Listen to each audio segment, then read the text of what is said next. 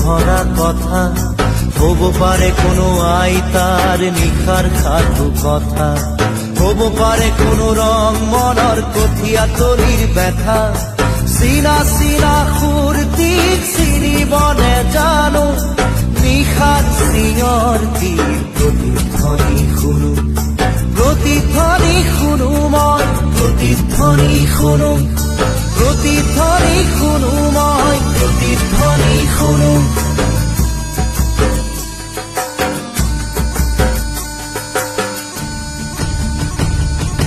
শেষ হল কোনো গাভৰু বুক ভৰা কথা, শেষ হল কোনো আইতাৰ নিখাৰ সাধু কথা।